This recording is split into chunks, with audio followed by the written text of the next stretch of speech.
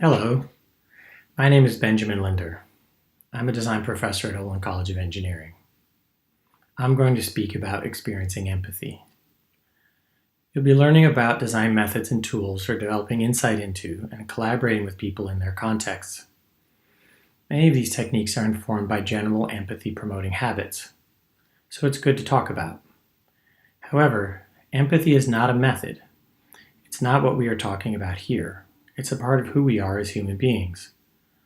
It's also at the heart of the PIA and D-Lab design practice, and good design practice all over the world for good reason. To find out why, I'm going to cover 4 aspects of empathy for you. Along the way, I'll ask you to do a few simple acts, and I will bring in the voices of others to help illuminate the concepts. First, let's start by talking about what empathy is. Empathizing involves both feeling and understanding, and of course the two are not separable. Can we feel what others are feeling? And at the same time, can we understand what they understand, their condition? Surely, we do not want feeling without understanding. We will do the wrong thing but for the best of intentions. Nor do we want understanding without feeling. We will lack compassion and may harm someone, perhaps by over or underacting. Empathizing is a process of being open to and discovering other and making it a part of ourselves, and of allowing others to know our feelings and understand us. Doing so requires us to be vulnerable.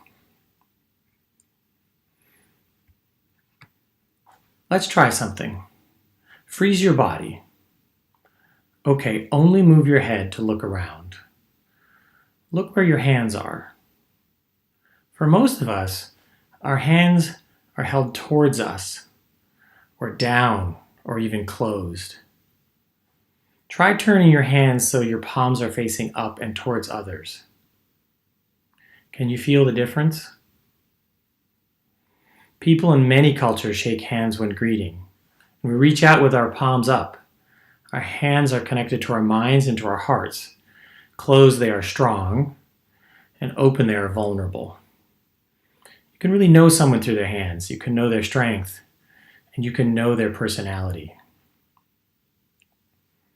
Schwartz explains, empathy is variously understood to involve an appreciation of being in another person's position, an appreciation that is both accurate and attuned to the other's current predicament and state of awareness.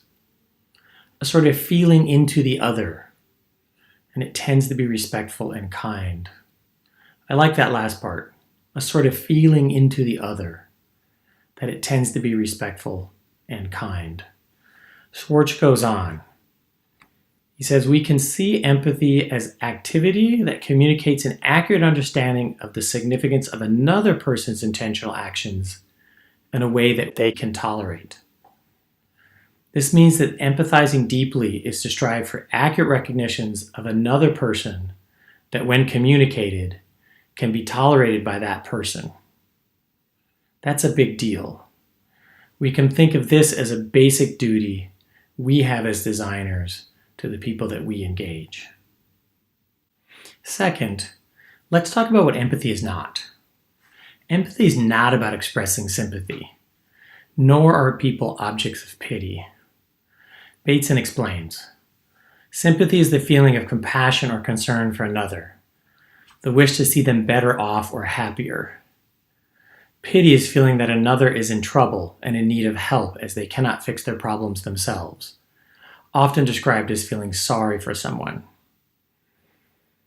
We can see from this that sympathy involves the negative side only, agreeing with someone, focusing on a part, not their whole world. It involves judging, a mindset we work hard to avoid in design practice.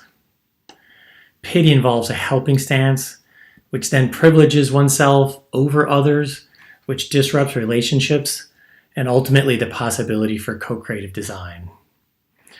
Remember that every person is a beautiful, remarkable, and dignified being, even when they're suffering, regardless of how impoverished their circumstances may be.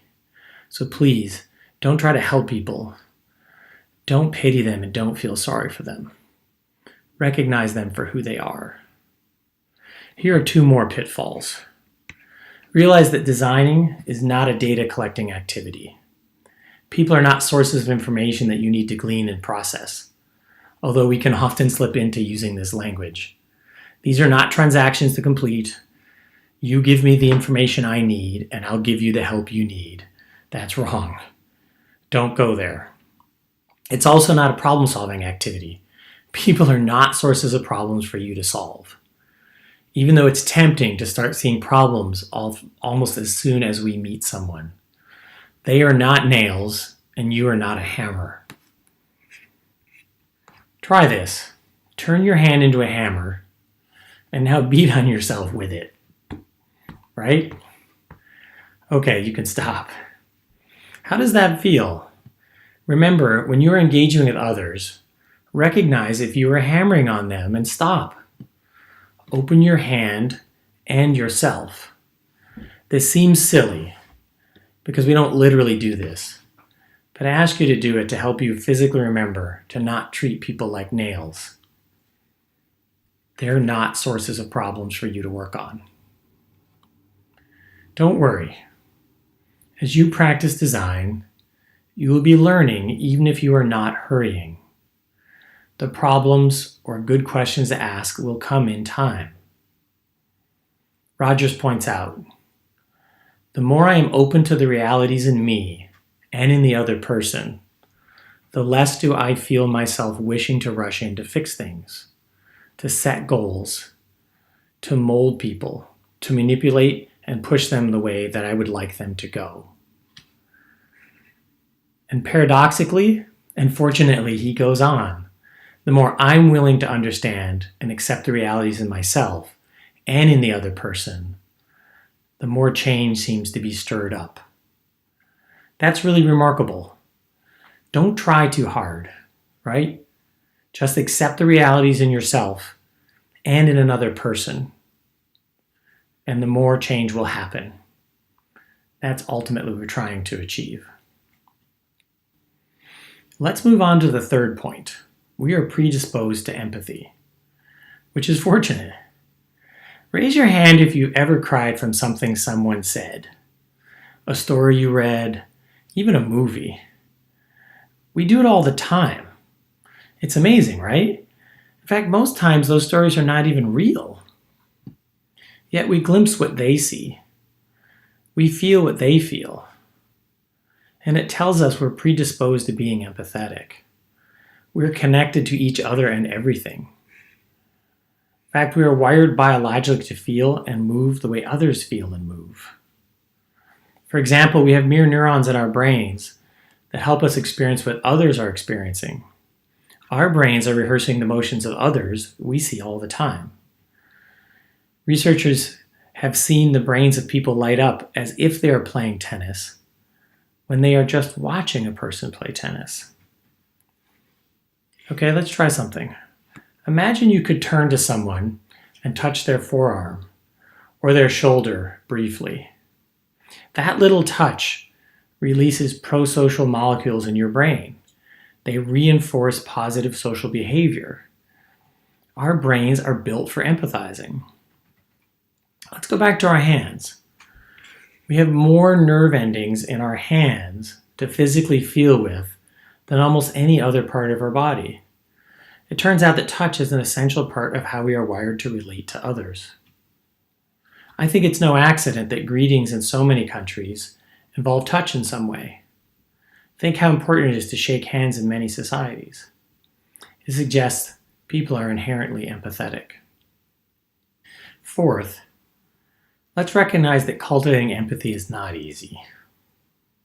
Despite our empathetic nature, our ability to build awareness and feeling is far more difficult than one might imagine. People are embedded in a social context, in a milieu that has evolved over generations. We can begin to know it, but we can't know it. So while we may feel, we may not understand, which requires immense patience, humility, and respect in our design efforts. It also requires us as designers to provide options and opportunities that are dignity and autonomy preserving. It requires allowing room for participation, such as through co-design practices, for people who understand as well as feel, to bring that awareness to bear to shape outcomes. Those people are community members, they're stakeholders, they're people who have lived for generations in their context and have an understanding.